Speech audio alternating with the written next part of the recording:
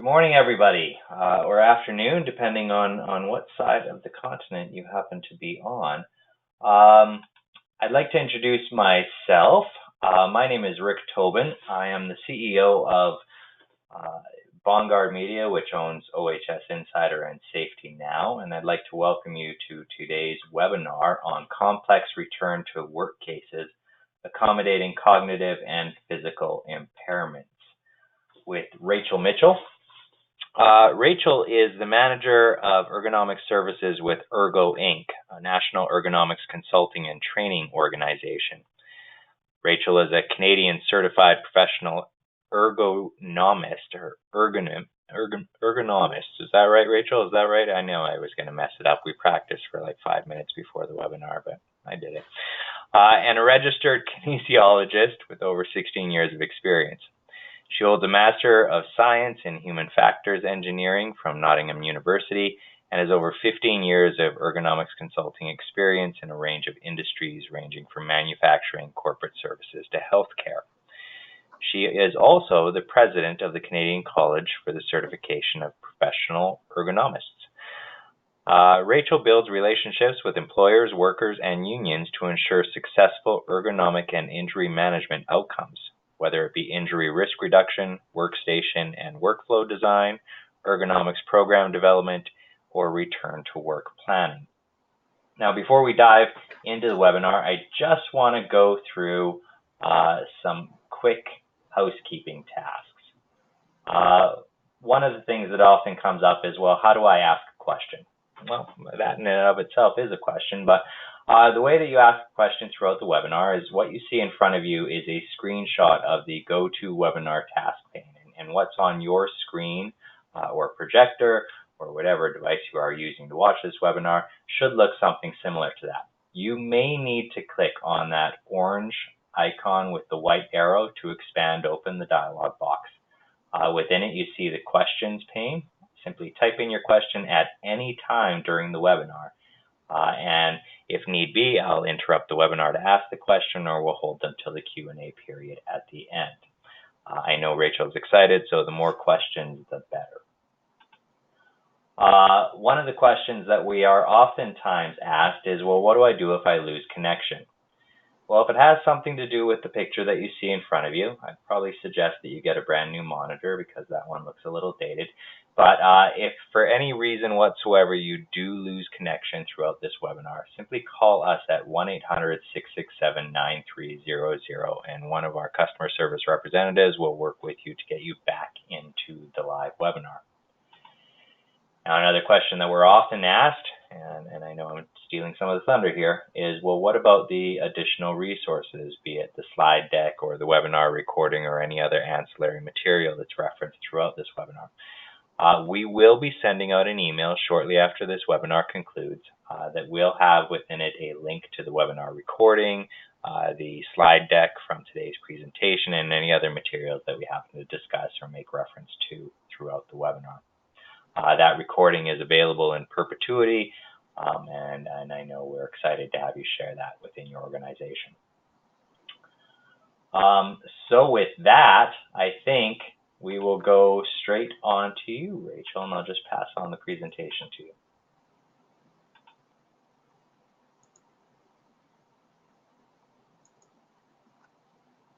We good? You can see what you're supposed to see?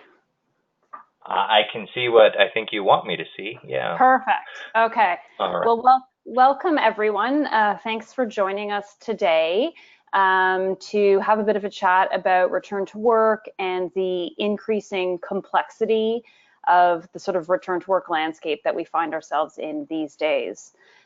So as Rick mentioned, I work for a company called Ergo Inc. We are based in the Southwestern Ontario. And the company has been in business for 25 years now. We have a 25-year Twitter campaign going on right now. So if you follow us on Twitter, there are opportunities to win some prizes, ergonomic products, sit-stand desks, some of those kinds of things. So I work in the consulting world, doing return to work, doing ergonomic assessments and all that sort of thing in all kinds of environments. And so the material from today really is kind of looking at the range of things that we are running into and the sort of associated challenges there. Okay, so the place, sort of where we're heading is I want to talk a little bit about sort of how this landscape is changing with respect to return to work, particularly in the case of how we handle, chronic conditions, cognitive impairments, issues of mental health that are starting to creep up in these discussions of what 5 or 10 years ago was an entirely physical conversation about return to work and physical impairments.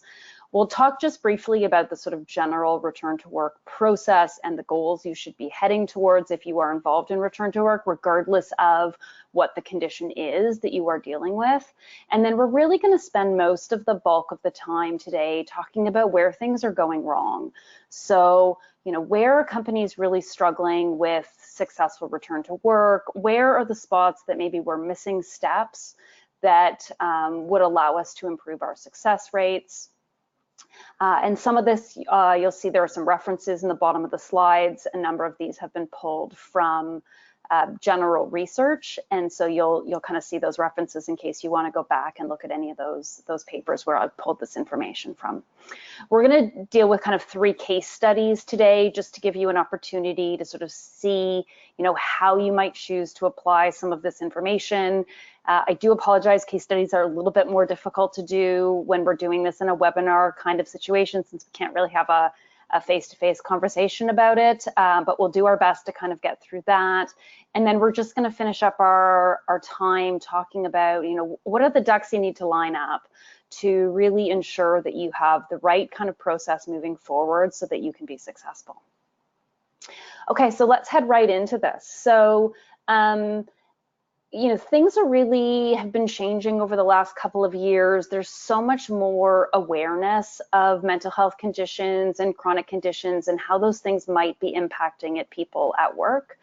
Mental health conditions are now the leading cause of disability in high-income countries. So they represent about 1/3 of all of the new claims, with most of them being depression and anxiety disorder-related claims. We know that about 6% of Canadian workers are dealing with some kind of psychiatric syndrome that affects their work in some way. So some sort of work interference. And we are, the more we are involved in return to work, the more we are starting to see that there are more and more claims being allowed for things like chronic pain, for mental health. This really kind of came to be as a result of Bill 127, which is the Stronger, Healthier Ontario Act, which increased entitlement for chronic mental stress. So that opened the door a little bit. But I also think what we're seeing these days is a real decrease in stigma that allows people to be more open about some of the difficulties that they're having at work, more open about asking for assistance and asking for accommodation where they feel they need that in order to be successful. So that is a conversation we obviously want to continue to foster so that we can get people the help they need to allow them to be successful in the workplace. If we look at depression as just an example of one mental health condition that people are struggling with at work, there's some statistics here just to give us kind of a sense of what we're dealing with. So depressive disorders represent 30 to 40% of mental illness and 50% of the mental health dollars that are spent in Canada. I don't have the actual number of what that represents in Canada. In the States, the statistic is $60 billion. And half of that is estimated to be kind of a lost productivity that's happening in the workplace. So we're seeing higher incidents, we're seeing higher reporting with, again, more openness in terms of people indicating that they're having issues. We're seeing increasing incidents in the younger population, so in new employees into the workforce. It is the fastest growing category of claims. And there's an estimate that we're looking at about 14% losses in corporate profit just from mental illness. So that is the cost of lost time from work. That is the cost of lost productivity when people are at work and are struggling. So if you look at the kinds of claims, these are LTD claims as opposed to a WSIB type claim. But over time, what we have historically dealt with are the musculoskeletal disorders. I mean, that is where my career in ergonomics really started, dealing with those physical impairments that people were struggling with, and that is where the focus always has been.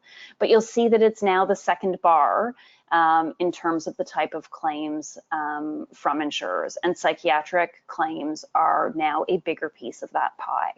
And again, I think this is higher reporting, not just higher incidence as well. I do want to sort of make a note that when we're talking about psychiatric claims here, these are not I'm off work because I'm stressed claims. These are psychiatric conditions diagnosed through the DSM-4. So these are actual psychiatric conditions and claims associated with those. So it could be a generalized anxiety disorder, a diagnosed depressive disorder, or any of those things, but not a stress day off work. So that's kind of the landscape we're dealing with. This is where the awareness is coming from with respect to these types of things. Now, if we talk about the return to work process, we think about all the things we've learned about return to work over the years in dealing with physical impairments in the workplace. Most of you will have heard the statistic, which is that if somebody has been off work over a year, there is a much lower chance that they are ever coming back to the workplace successfully. I've heard some statistics around 85% odds that they are not going to be successful in returning to work. And we know that the longer people are off work, the less likely they are to sort of get back to work successfully, both because they are more likely to be dealing with more serious, complicated issues, but also that there are all sorts of psychosocial factors that we're going to be talking about today that go into, what happens when you are off work that make it, again, that much kind of harder to get over the hump and get back to work. The WSIB here in Ontario, is pushing a lot more for early intervention. We are dealing with return to work cases much sooner, whereas in the past, at least here in Ontario, you might have people who sort of sat at home for very long periods of time before there was a real push to sort of get things moving again. And so that early intervention is so important, as is early reporting. So as much as, we all have our boards up in our facilities that might say that there's been so many days since a lost time claim, we don't like having claims on the books. We really want to encourage early reporting of challenges and issues, because those are most likely to be the ones that don't result in lost time, the ones that allow us to get people back into the workplace successfully very quickly. And when we discourage reporting of injuries or cognitive issues at work, then we basically are kind of setting ourselves up to deal with a much bigger issue and challenge further down the road. So that early reporting is really important, although it is sometimes counterintuitive, and we have that concern that we're going to do that and all of a sudden our claims, will skyrocket in that first year. And that does happen, where you get more claims the first year if you start to sort of head down this road, but it really is the right way to ensure that the claims that we deal with are sort of over time much smaller and much easier to deal with claims. So the job match process does not change regardless of the type of injury that we're dealing with. So whether we are dealing with a mental health issue, whether we're dealing with a cognitive impairment, whether we're dealing with a physical impairment, the job matching process does not change. So the question is always the same. Do the capabilities of the employee match the essential demands of the job? Right? So whether you're pulling those essential demands from a JDA or a PDA or a CDA or a PDD or whatever it is that you're calling them these days, you're basically just trying to take that, what is it the job requires someone to do, the essential pieces of the job, what are their capabilities and can they do it? And if you do not have a match, then there is a requirement to accommodate to the point of undue hardship. We forget sometimes that the bar of undue hardship is quite high. So it's not a question of whether it's convenient or not. It is really to the point of undue hardship. So we really have to kind of step up in terms of the types of accommodations that we think about and the things that we consider in trying to figure out how to get someone successfully back to work.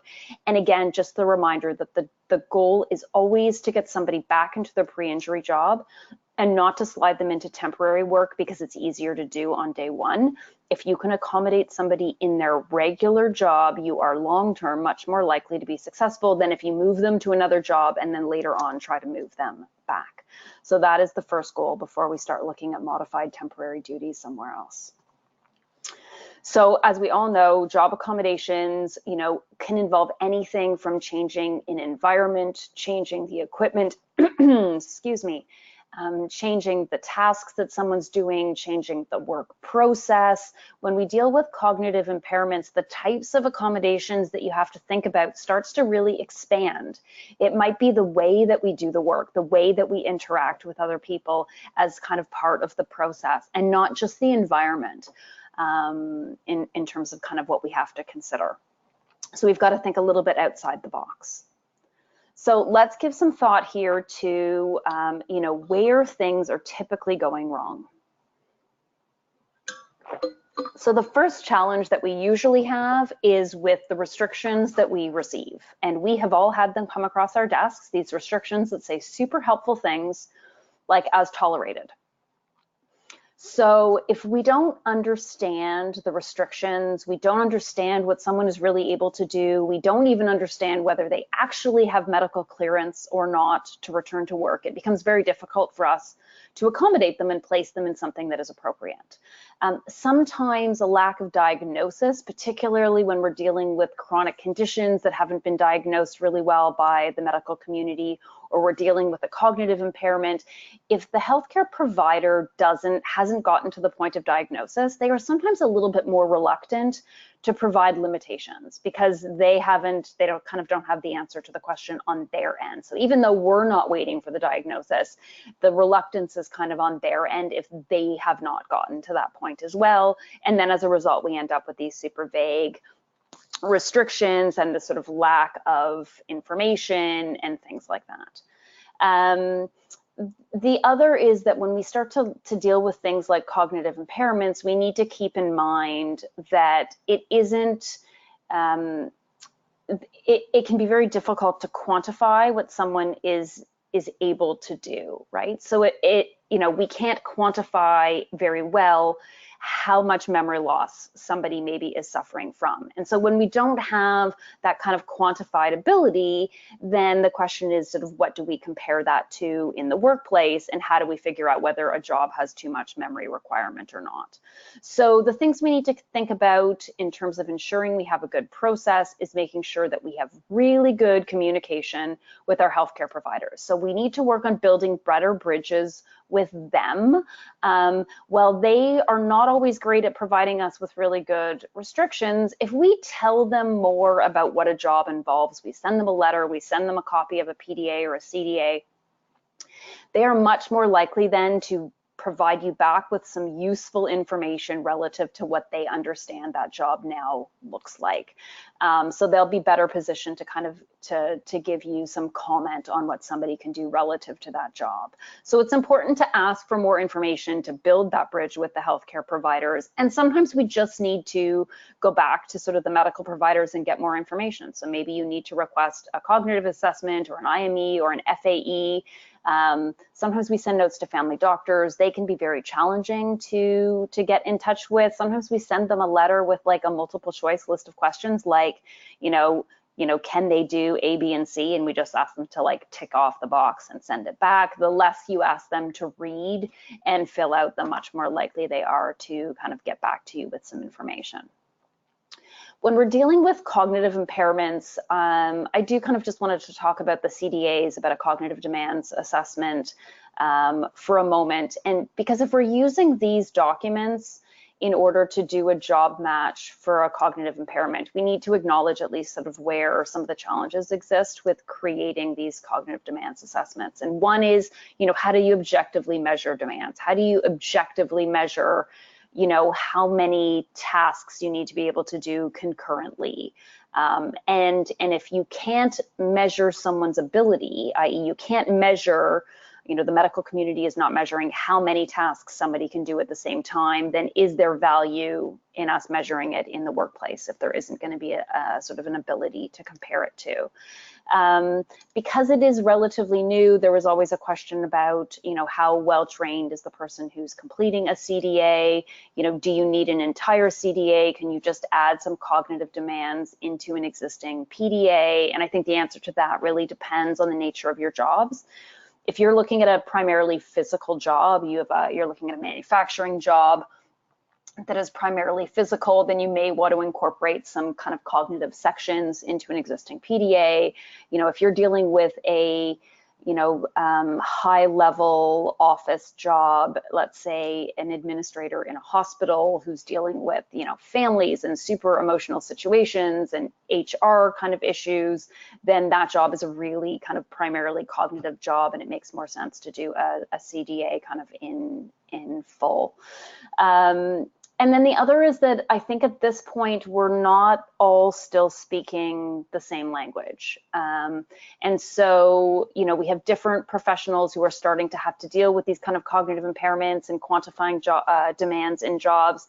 And we're still kind of getting to a point where we're working on that language. So a really good example of this is multitasking. So if you ask somebody if they multitask, everyone will say that they multitask all day long. And most of us, what we are doing at work is in fact not multitasking. What we're doing is alternating tasks. You're doing one thing, you get interrupted by somebody, you do that other thing, then you have to go back to the first thing, right? So there's a requirement there to track things, to not lose them, and to be able to jump back and forth without losing your place. There are very few things that actually require you to do two different kinds of brain processing at exactly the same time, and we do it, and it's because we do it so terribly. So driving and texting is the perfect example. Two absolutely unrelated tasks that your brain has to do two completely different things at exactly the same time.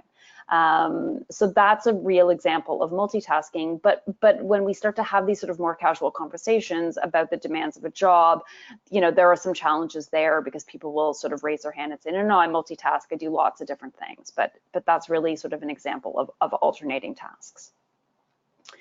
The next thing, or the next place where things often will go wrong in the process, is someone returns to work either too soon. Maybe we don't have medical clearance, we don't have a clear plan with, you know, exactly what they're going to be doing in place, and they're already back in the workplace kind of without that base plan in place.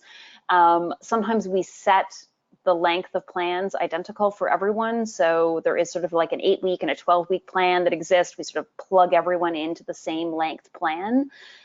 When cases are complicated, we can't do that. Not everyone is going to fit into a nice, pretty 8 or 12-week plan.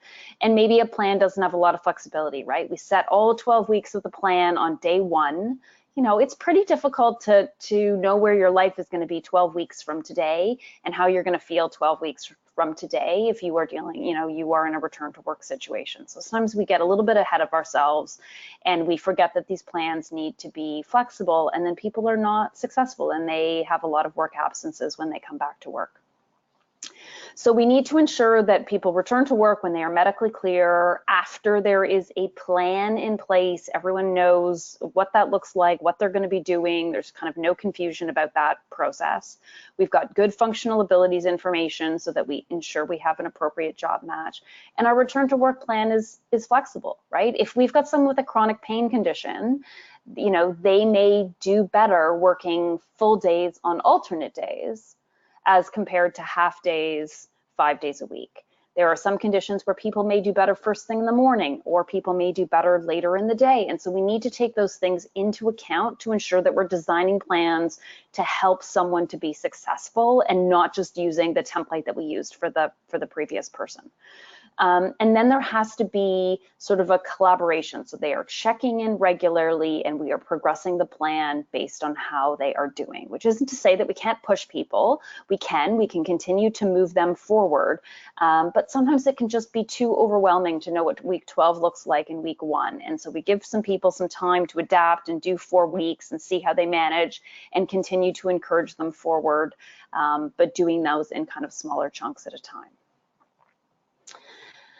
The next place that we often will have challenges is in selecting appropriate work. So the first is ensuring that the work is meaningful, right? So we can't have people sorting screws at a table in the back into bins, and then we mix them all up when they go home and they come in the next day and they sort the screws again. The job has to be meaningful because that goes into kind of the mental health piece, the psychosocial factors of somebody feeling like they are being productive and kind of part of the community. Sometimes we have a quote unquote modified job and we put everybody in the modified job, and that modified job might be great for someone with a back injury, but it's not great for someone with a wrist injury, or it's not great with someone who's dealing with post-traumatic stress disorder. And so we need to make sure that we are not picking single jobs and that those modified jobs are not all sitting at the same table in the back of the facility. When you have all your modified workers sitting in the same place in kind of an isolated corner in the plant, that is, to be fair, not a corner of the plant with great kind of, you know, environment, and it can kind of get a bit negative, and you're just not going to foster the kind of environment that you want to foster for people to want to be there and to be successful at kind of getting back to work. We also have to make sure, and we're going to come back to this issue, but we cannot ignore the psychosocial factors. So even if somebody's restrictions or return to work is based only on a physical impairment, if we ignore all the psychosocial things that happen being at work, then someone is going to fail if the situation is more complex. And so we'll kind of leave this for a second, but we're going to come back to this kind of psychosocial factor. And a piece of that is making sure that we don't disadvantage coworkers. So we don't have a job rotation where we take the easiest job out of the rotation, we give it to the modified workers, and then the other 5 people who were in the job rotation are now rotating between, you know, the 4 hardest jobs rather than kind of getting a break. Because again, then you're kind of setting up employees to, you know, have some kind of resentful feelings between them and their coworkers. You're not kind of fostering, again, this sort of positive community that we really want to encourage. And so people are going to have difficulty kind of sustaining work if we do those things. So we have to ensure the work is productive, the work is meaningful. We have to make sure that the people who are doing return to work are educated. So very often we leave the selection of modified work to supervisors. And when you have somebody who's on a modified work plan for a week because they got a cut and they got some stitches in their hand and we're dealing with some pretty minor things, that works fine. But when we're dealing with more complicated situations, you know, a supervisor maybe doesn't have the education in order to know which job really is the best job. They are going to inevitably pick the job that other folks have already used in modified work last week. Again, maybe not the best choice this week, but we used it before, so let's use it again. They may not understand the kind of accommodation, the attempt to get somebody back into a pre-injury job, and that accommodation to undue hardship. They're just sort of putting them wherever it's the easiest place to put them. So we need to make sure that we're really educating those parties to make sure that we're all heading in the right direction and we're doing this kind of in the right way. We need to ensure that PDAs and CDAs are updated, are accurate, are of high quality, because if they're not, then you're comparing someone's abilities to a document that maybe is not an accurate reflection of what a job actually involves, and that the plan is collaborative. The employee should be involved during the plan development process. That's the only way you're going to get their buy-in into your return to work plan. If you create a plan without them, then they just feel like you're kind of pushing them along the path and they don't have a say in what's happening. The other is that we should be checking in with our folks who are on modified or graduated plans on a regular basis. So whether that's daily at the beginning and then maybe it's weekly, and you need to think really hard about who the person is you want them to do a check-in with. If you've got a nurse on every shift, then maybe they do their check-in with the nurse, maybe they do their check-in with the supervisor.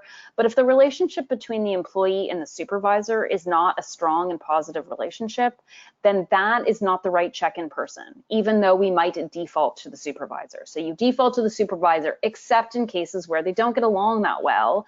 And then we want to make sure the person they're checking in with is someone they're really comfortable with, someone they trust, someone they are willing to say, listen, I'm really struggling and I'm having difficulty doing this, because then we know we need to put other things in place. Otherwise, we just kind of let them continue along the path, and we've set them up for failure because we've hit a bump and we don't know that we've hit a bump, because there are always going to be bumps. And we need the employee to feel comfortable to speak up and say, look, I'm having some difficulty and this is where they are. And kind of tied on with that inappropriate work is not having the right accommodations in place. So if we have vague restrictions, odds are we are not getting all of the accommodations in place. Sometimes not everyone agrees what it is that an employee needs, the supervisor, the employee. You know, we're getting different information from different people. Sometimes we're getting different information from a family doctor and a physiotherapist. And so you might have information from more than one healthcare practitioner. We have, again, this issue with, you know, is the person who's putting the accommodations in place have the education and understand the process? So as an additional example, sometimes it's not the supervisor who's picking modified work, it's somebody in HR who sits behind a desk and doesn't actually know what all of the jobs in, say, a manufacturing facility look like. And they don't know that on Thursdays they run a different product that is absolutely not going to work for this employee, even though the stuff that happens on Monday, Tuesday, Wednesday, and Friday might be fine. Right? So we need someone who really understands the jobs, knows what that looks like, but again, also understands what their requirements are in terms of accommodated work. If the PDAs are not updated, the job information is outdated, then again, we're not comparing apples to apples. And particularly in the case of cognitive impairments, we have to remember that job demands can vary depending on how you choose to do a task.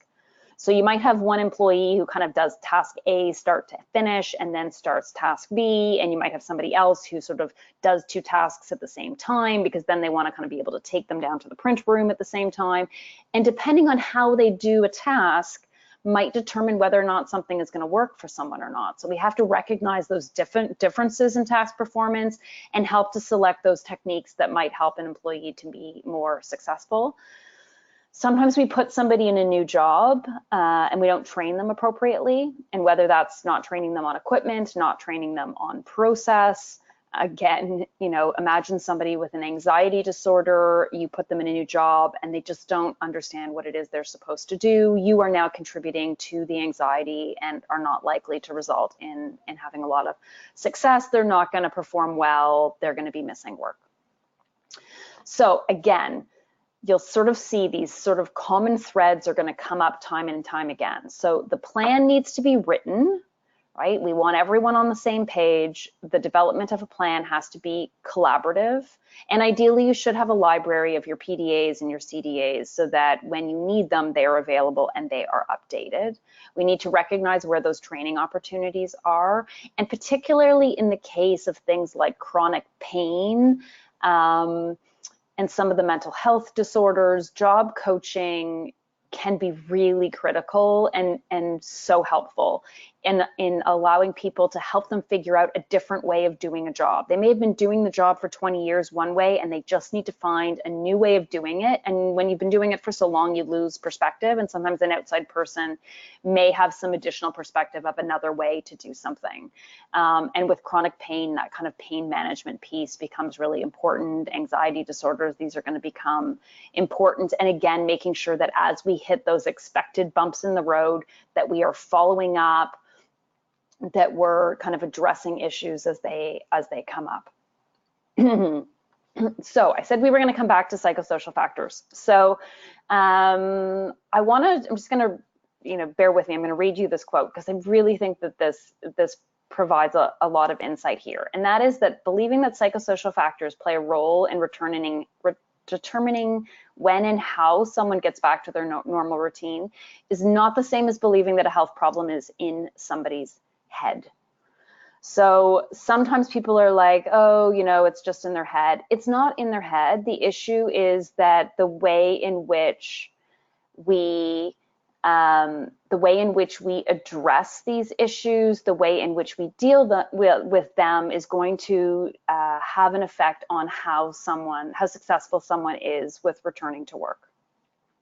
And the other is that we know that jobs that have high physical and psychological job demands, but low supervisory support, have a 20% lower return to work rate. So the success of someone returning to work depends on so much more than just managing their physical function, right? That successful communication, that support, the fostering of good relationships is critical to success in return to work. I'm just going to pause for a second because I just saw that there's a question that's come in for me, which is to clarify what a PDA is. So a PDA, my apologies, is a physical demands assessment.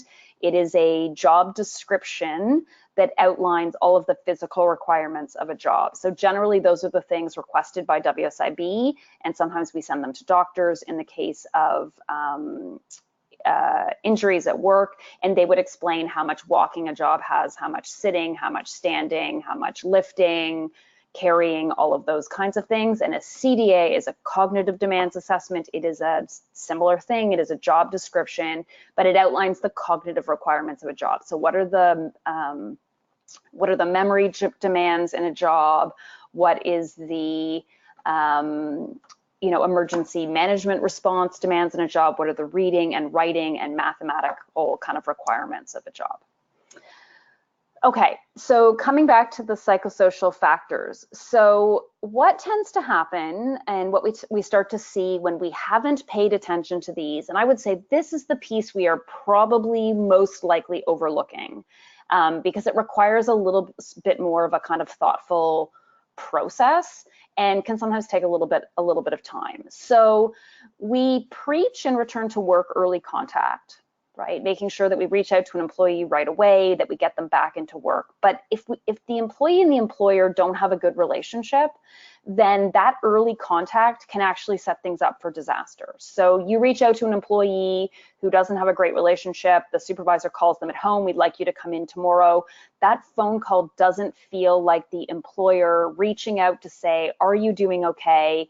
Come into work, we want to try to find a job for you. What it feels like is we need you in the door because we don't want to claim and it's going to cost us a bunch of money, and so we need you to show up tomorrow.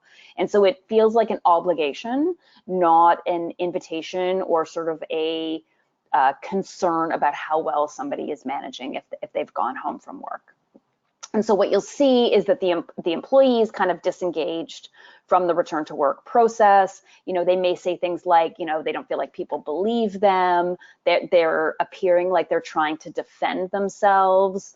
That's sort of the message that we haven't dealt with this well, that the feeling is that the bottom line for the company is more important than their own well-being.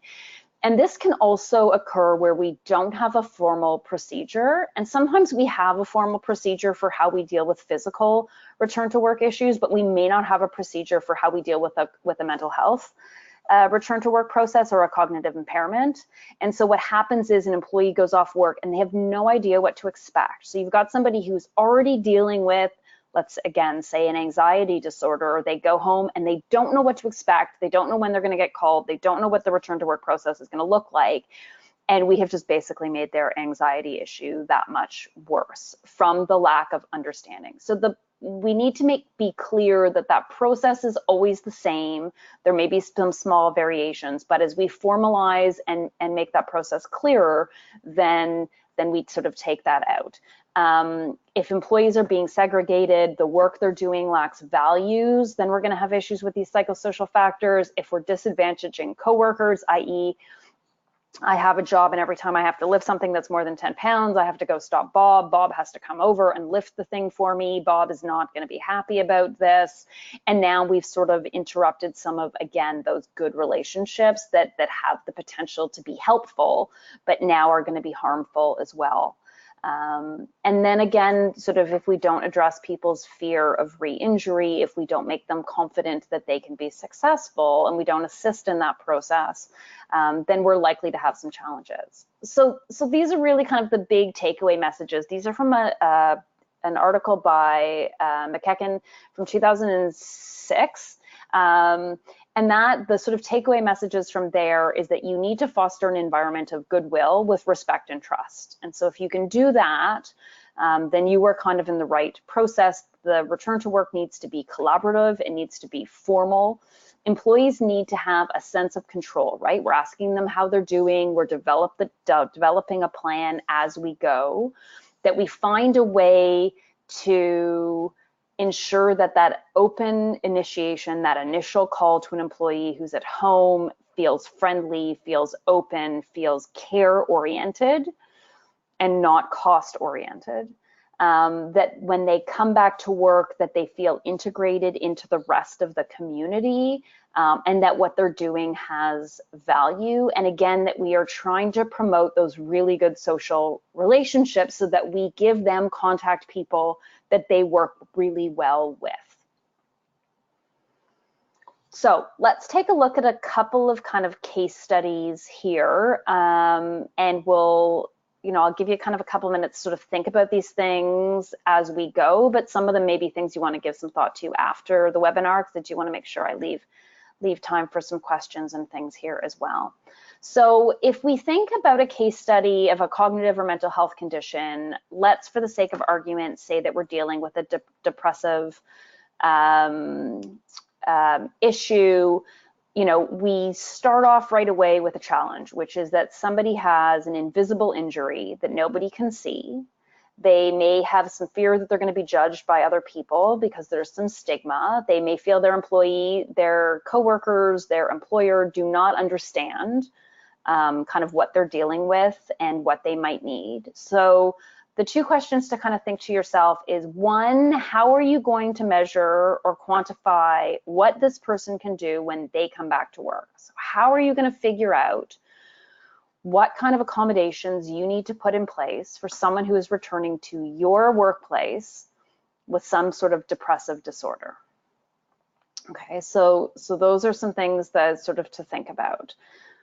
And then the other thing that I did kind of want to tack on here is that you also should have some consideration to how to ensure appropriate coworker support. And the first is, what is it that the employee wants their coworkers to know?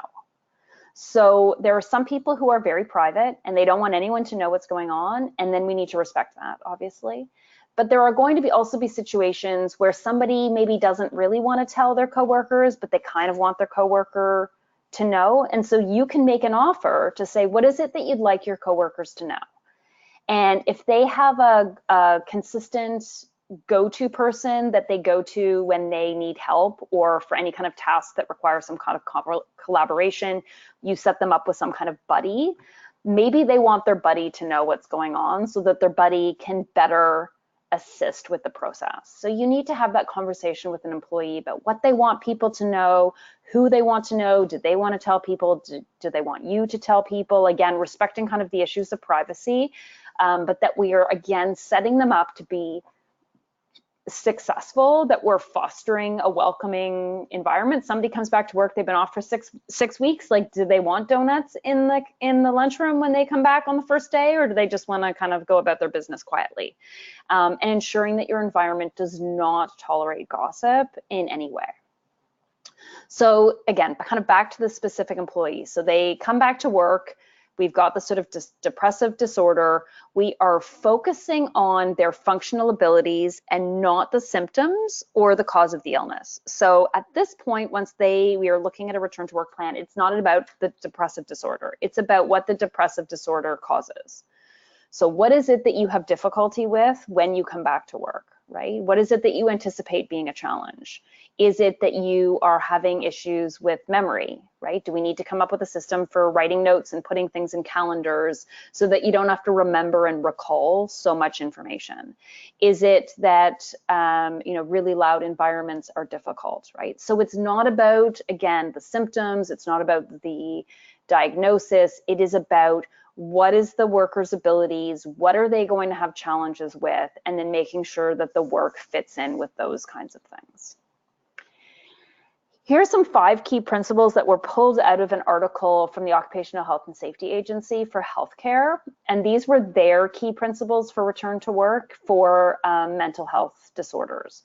So the first is some kind of clear and well-communicated organizational policy. So a policy that encourages disclosure, addresses stigma, and explains what the accommodation process is going to look like so people know what they're getting into. That there is structured communication. So they have a go-to person that they're touching base with weekly. We know statistically from research that return to work coordinator involvement increases the success rate for return to work, particularly when we're dealing with complex return to work. That the return to work process is systematic, it is specific to an individual, it is an engaging process, that we have check-ins, that we're collaborating, we're trying to anticipate challenges, that we're flexible, that we're doing all of those things to make sure that we don't set up on day 1 what someone has to look like on week 11. That the accommodation is appropriate. So whether that is helping people control their pace, their work pressures, redistributing work demands, again, without disadvantaging coworkers. And then the other is helping with access to treatment. So we know that things like cognitive behavioral therapy will reduce work absences in the case of mental health disorders. So is there a process within your facility, employee assistance lines, to help people figure out how to access treatment? So how do we sort of assist with that process? How do we ensure that work does not interfere with their ability to attend appointments, because they need to attend those appointments if we want them to be successful in the process? So we need to make sure that we are both assisting and also not standing in the way.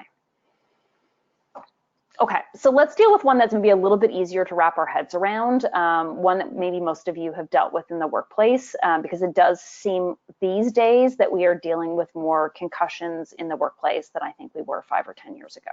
So 80% of WSIB claims related to brain injury are concussions. And what's really difficult with a concussion is that recovery times can vary widely. So 90% of people recover in 3 to 4 weeks.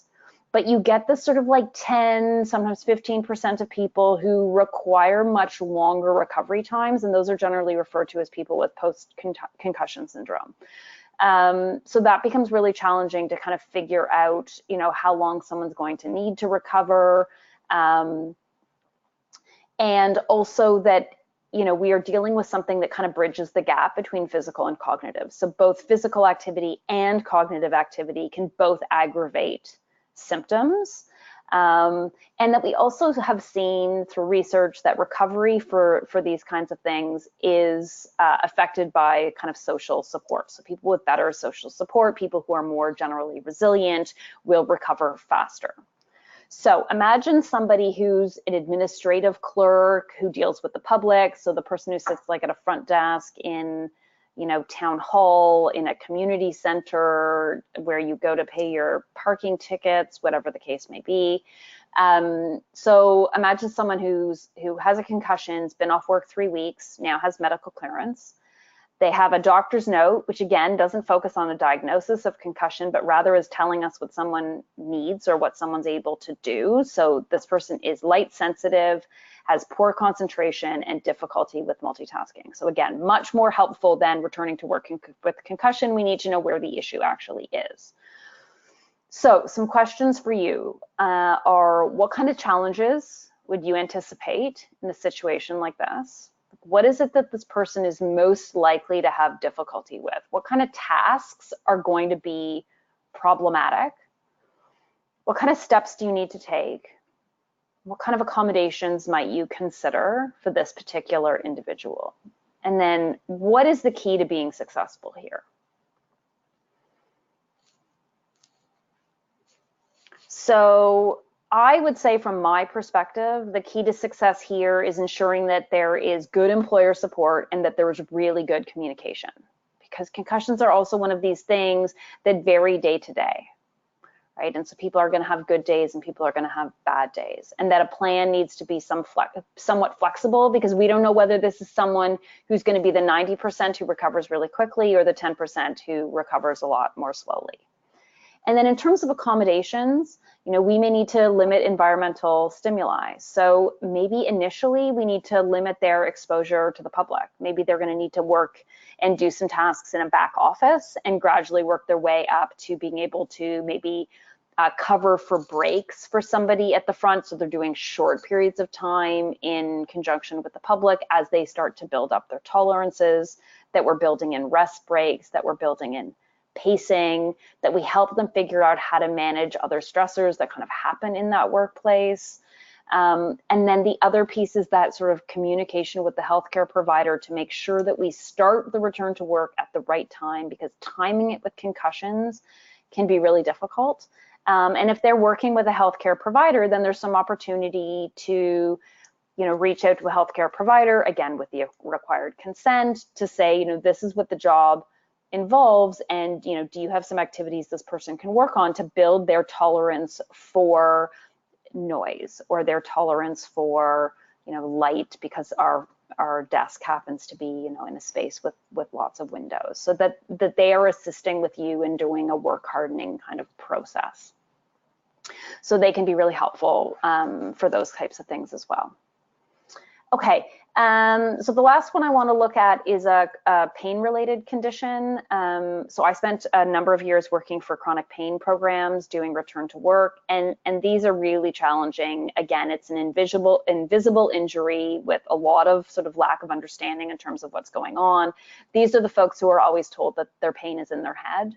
And the thing is, the pain is real, but their experience of pain and how they feel that is affected by cognitive factors. So there is a cognitive and kind of mental piece to that as well.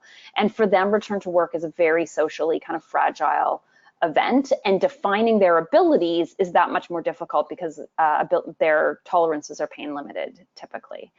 And then the last piece often is that there is a delayed response to doing too much. So often you don't know you've done too much until the next day, and you wake up and you thought like, oh, that was a terrible idea. And so that becomes very difficult, and people are reluctant to try more because they're fearful of crossing over that kind of doing too much and not knowing it line. So imagine somebody who's a material handler, they work in a warehouse, they've been off work for 2 years, they participate in a functional restoration program, which is a chronic pain program, and they're cleared to return to work with no lifting over 10 pounds. Our super favorite restriction of back bending is tolerated. And they've been doing administrative tasks in the department. So we've basically given them a desk job. So if you think about kind of what things would need to be put into place for somebody in this position. So I think for chronic pain, early intervention is one of the most helpful things that we can do in order to teach people to kind of work with their tolerances, to understand where they're at, to understand and sort of build confidence, because the lack of activity can often make things worse. Return to work coordination is super helpful with this population, as well as targeted work conditioning. So there's communication with healthcare providers to say, when Bob comes back to work, these are the kinds of things we would like him to be able to do. Can you work on those things in a controlled environment, in therapy, and they're doing it with somebody that they trust, is going to allow them to build confidence in their task performance. And so that sort of confidence and collaboration between parties, both the worker, the employer, and the healthcare provider, is going to be important. This population often does better with alternate work days, so they have rest breaks in between their days at work, and job pacing and kind of coaching for pain management are really helpful. Okay, a few things to wrap up, because I want to make sure, that we get to your questions. Are the Institute of Work and Health has quite a long document that has 7 principles for successful return to work. These are the principles. This document is really worth a read if you're doing a lot of return to work. And so their 7 principles for return to work are: the employer has to demonstrate a commitment to health and safety. This is an actions speak louder than words kind of comment. That the employer has to make appropriate offers of modified work. Return to work plans cannot disadvantage others. That supervisors are trained in the return to work process. That we find a way to make early and considerate contact with workers. that there is a key go-to person who coordinates return to work, and everything goes through that one person. So everyone knows who to go to and what to expect. And that we, again, build those bridges with the healthcare community. And I think in terms of the healthcare community, the people who are most helpful are the rehab and kind of occupational health providers, because family doctors are really not accessible, and they also can't do the kinds of hands-on practice and training and things with employees. And so they're really great at that kind of work hardening process if they understand what it is that employee needs to do when they return to work. And the other person that we can't forget in terms of being super critical is a supervisor, who's going to help to build those social relationships, who's going to ensure continued accommodation even as jobs change, and it's sort of that familiar and consistent link. So the things that I'd like you to think about kind of as you leave this webinar and head back to your work is, how do you go and take your workplace and build an even more collaborative culture that is going to promote open communication? Because that message comes out time and time again. Do you have a return to work process that's formalized? And does that formal return to work policy, maybe that you have, mention both physical and cognitive impairments? Because we really should expand it to cover both of those things. To figure out, how do you usually make contact with employees who are off work on a lost time, and how do you do that contact? Ensuring that you do some training for your supervisors and managers. Do they understand all the requirements for return to work, for picking appropriate modified work, for accommodations? And then ensuring that you line up your PDAs or your CDAs for jobs where you think you might need them. So either high risk jobs that tend to have more incidents, or the types of jobs that you often will use for modified work. Those are the ones where you're more likely to need them. And if you do identify that you have jobs where you tend to have more incidents, then those are jobs where risk assessments with the goal of improving those jobs can also be quite helpful. Sorry for that rush through the last couple of slides. I want to make sure we can get to some questions. I do want to mention our contact information is here, as well as our website. If you subscribe to our mailing list before the end of the day Friday, I'm going to do a draw of everyone who subscribes this week. And I'm going to send a prize out to someone who kind of joins our mailing list this week. So that will be available as well. I will now do my best to take questions. I'm okay past 1, so people who are free to stay on the phone for a little bit, I will answer some questions. All right, thank you very much, Rachel. I'm just going to take control again here, just to remind everybody how to ask questions. Give me 1 second while I work through all the technical. Reminder to everyone that's still here, you ask a question simply by opening up the GoToWebinar task pane. It should look something like the screenshot in front of you, and just type in your questions into the question dialog box, and I will relay it forward. So while the webinar was going through, we had a few questions already come up. I'll work them in order here. Rachel, you had mentioned unclear diagnosis in quotations. Without potentially violating employees' privacy rights, how do you suggest we ask for diagnosis when it's the prognosis that employers are legally allowed to ask? So to clarify that, the comment about unclear diagnosis is not in terms of unclear diagnosis that needs to be provided to the employer. It's really more a comment that when the healthcare provider has not made a diagnosis, they are going to be unlikely to want to give you restrictions because they haven't sort of firmed that up in their mind yet. So you are continuing to ask them for restrictions. But when you have employees who you know are still going for testing or still seeing specialists, and you are not seeing good restrictions, you might sort of just think to yourself that you're getting some reluctance from the healthcare community to give you restrictions because they haven't figured out what's going on yet. So it's not really about getting the diagnosis, it's just about understanding sometimes why you're not getting useful restrictions. Perfect, thank you for the clarification.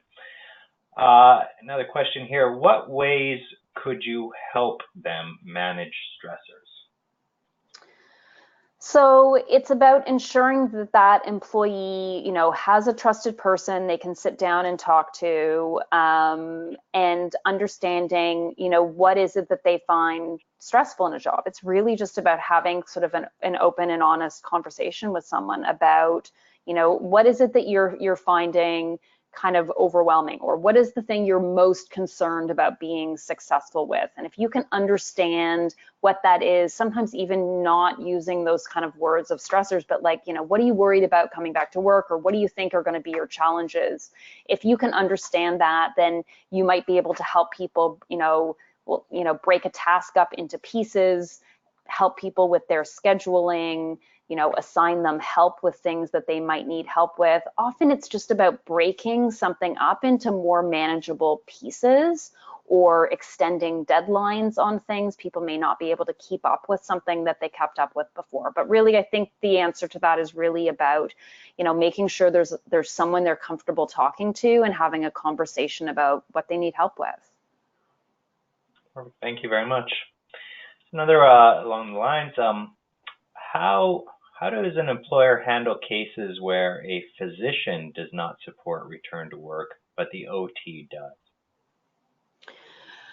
So it's the same situation where sometimes you get different restrictions from a family doctor and a rehab professional. I always would prefer to use something from a rehab professional. I do think that they are probably more objective because they're doing testing, they're doing measurements with an employee. They may be able to, have them go through, if in a physical situation, lifting in a clinic to see what they can do, whereas a family doctor is basically using verbal feedback to make a determination about what someone should be capable of doing. So your best bet when you have conflicting information is to go to your insurer, whether it is a case manager through your LTD, or it's the case manager from the WSIB, and say, I have these two conflicting ones.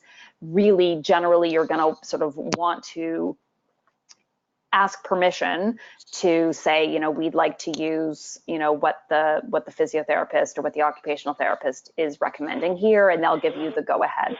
The problem is when an employee knows that their family doctor doesn't support return to work, then you are unlikely to have the employee kind of a willing participant, because they're going to be highly anxious about whether or not they can be successful if their family doctor doesn't think they can be successful. So if there's an opportunity to have a conversation with that family doctor to suss that out, then that would be great. But I am trying to be realistic, and generally family doctors are not participating in that. If you have a company doctor, then maybe that company doctor is in a position to have a conversation with the employee. But there's two pieces to that. One is sort of your insurer saying, yes, we're going to use this one over the other one. And then the other is whether the employee is willing to participate if someone is telling them they can't do it. Thank you. So Christine here actually asked a question. In a situation where a worker is refusing return to work, modified duties, and any form of communication, what can be done? I think if we're talking refusing communication, then that's going to stall everything, and you're going to have to involve your insurer. So the insurer has got, you sort of want to delegate that sort of strong iron-fisted stuff to someone else, because you don't really want it to interfere with your relationship with the employee.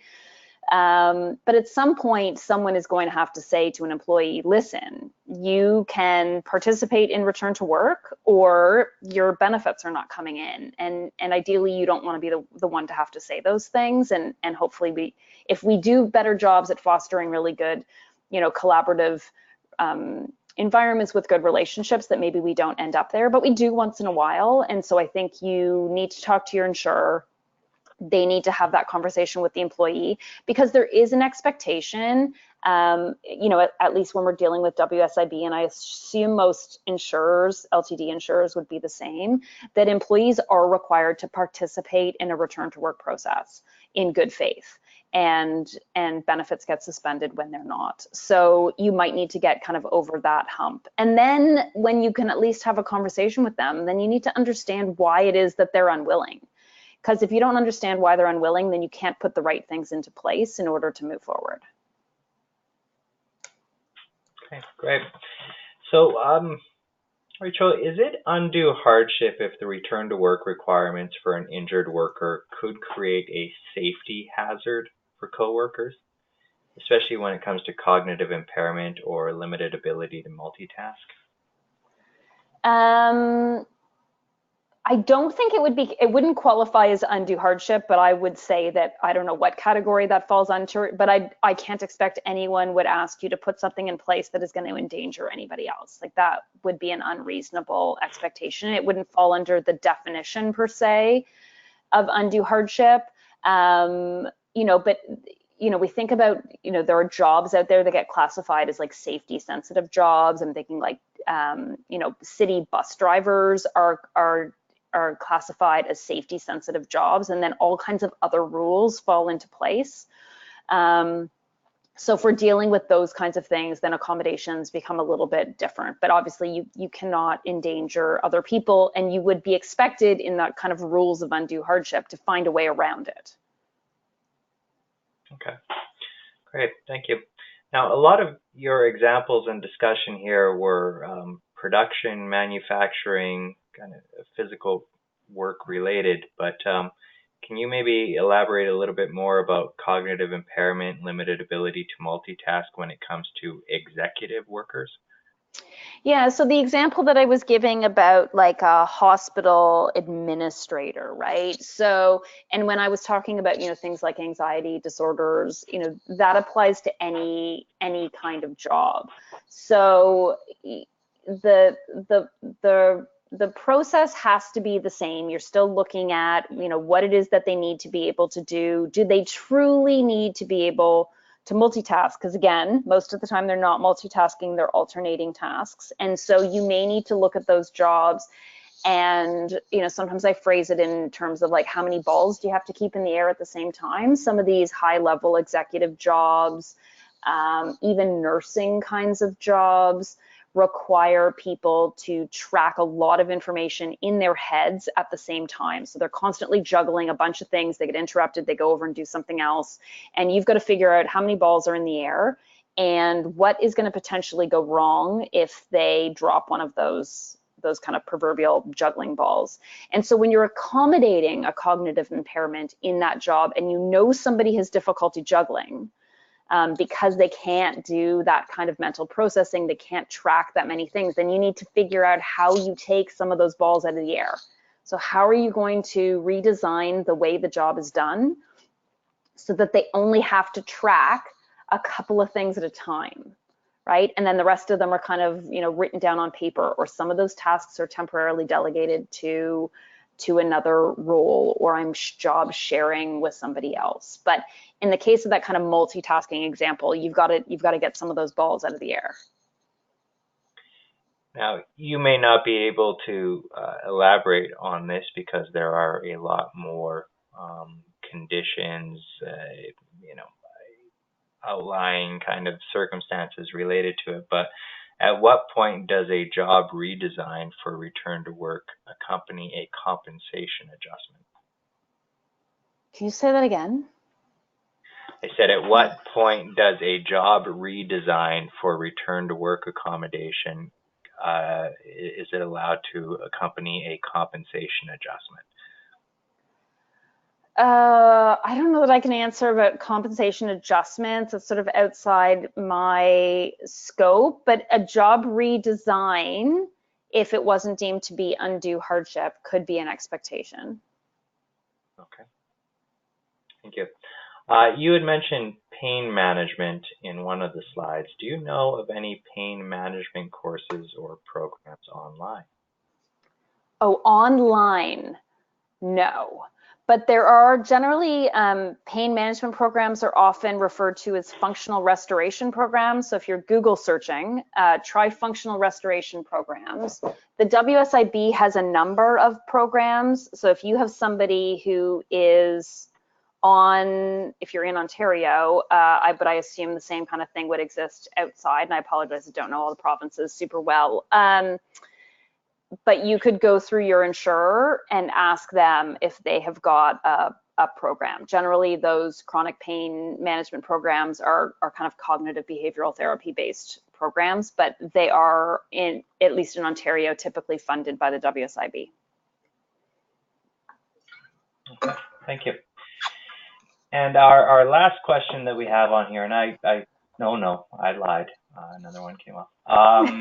But our last two questions that we have on here, and I do appreciate very much you going over with your time and being accommodating. And I do want to stress to everybody too, because I know once you see the recording or you think about it or the webinar ends, you're like, oh, I wish I would have asked that question. Oh, I wish I would have mentioned that. Feel free to send me an email. I can get Rick to send out my contact information. So feel free to send me an email if you have a question later. And I do apologize that I went a little long as well. But okay, so what's the second last question?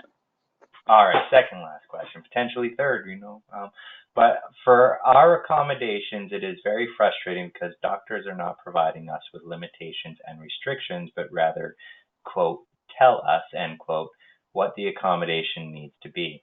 For example, post-concussion, they may tell us the employee has to work from home, but we can offer a light restricted and socially restricted quiet space to work. So how do you deal with that?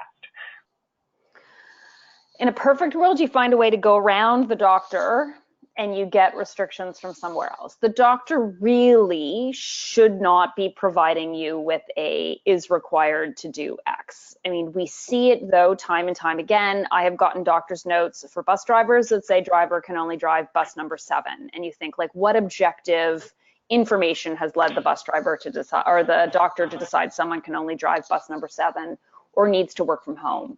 I mean, I interpret that kind of doctor's note as the doctor saying this person needs to be in like a, socially quiet environment. And if you can provide that in the workplace, then you kind of have two options. One is to send a note back to the doctor that says, we received this. We are proposing the following modified work, and you outline clearly that you are basically doing what he's asked, but with still having them come to work, and request that they sign off. And the other is if the person is involved in any kind of concussion program and are seeing any other kind of healthcare providers, that basically you bypass the doctor and ask for a more updated restriction list from their current healthcare provider. Again, somebody who can make a more objective measure if they are involved with somebody else. And then last resort is to go back to your insurer and say, we'd like something more helpful. How can you help? And ask them to assist with that process. Yeah, so along those lines, Rachel, can a doctor really make that determination, or is it more of like a suggestions and work kind of flow? I think it sounds like a suggestion. I'm sure when they write it, they think it's the be all end all of it. I don't legally know, to be fair, exactly where the line is there. Like if someone, I think you get into a little bit of like gray area if you start to do things that are sort of against what a doctor has recommended, if that is all that's on file. And so your best bet is really to try to get a secondary opinion from somebody who would be viewed to have a more objective view, because I think it's sticky, and I would worry that you could get into some hot water. But yes, it is a suggestion, but legally, I don't know how that stands. All right. So I will say to people that are still here on the webinar, OHS Insider has an interesting paper about how to communicate with doctors in return to work, what your legal stance is, when you can ask for something, and how to ask for something. We'll make that available to everybody. But this is the last question that I have on here until everybody barrages you about a half hour later with all their questions that they thought of, which I have been affirmed that Rachel said she'll be available 24/7. Oh, absolutely. Yeah. Okay, good. Just wanted to make sure that we were clear between the two of us what were Oh the yeah, expectations. absolutely. But yeah, all right. So not really a question, but a near perfect return to work program may result in a WSIB return to work investigation on your company without your knowledge until near the end. Can you comment on this? I'm assuming that this person is basically saying that they don't have any claims because the return to work process is really good, and that makes the WSIB suspicious. Is that how you interpret that, Rick? I think so. Yeah, I think they mean like, you can do everything that you think is right and no official complaint, and then there's a WSIB investigation. I've never seen that. So I don't know that I could comment. I would say have a formal process, have it documented, document, your weekly follow-ups with employees. It's really good, cover your behind strategy to ensure that your processes are formalized, that they are consistent, that everyone is treated the same way, and that it's all documented. And I would add to that, make sure that it's communicated to employees as well, right? Yeah. One thing to have it all written down on a piece of paper sitting in the back office, but if the employees don't know about it, it's relatively Yeah, and that goes back to that anxiety over the return to work process, and sometimes people's unwillingness to return to work because they don't know what to expect, because they don't know what that process looks like. And if we didn't fully, if there's more to that statement, like I said, Rachel has offered to be available for email inquiries, and that may be something that you might want to add a little more color to the. So my email address is not on that. Oh, can they still see my slide? Probably not. My email address, just for reference, is Rachel, RACHEL, at ergoconsulting.ca. Perfect, thank you. And we will include that in the email that we send out to everybody with the recording. Okay. So I do want to remind everybody that we will be sending that out with recording of the presentation, contact info, the white paper that I had mentioned, as well as the slide deck. And Rachel, thank you very much for delivering, hands down, an excellent webinar, very informative. I took away a lot from it, and I'm sure everyone else did, and will continue to in the future. So thank you. And a gentle reminder, everybody sign up to her mailing list, because I think the prize is like a Porsche 911 or something like that. It's a Lamborghini. Oh, sweet. Little Matchbox type. But no, I mean, sign up. I'm on the mailing list. There's a lot of informative articles, some great insight that you send out on a regular basis. I will say that it's definitely worthwhile for everybody to be on. So with that, Rachel, thank you very much. Well done, and everyone have a great Wednesday. Okay, thank you. Thank you.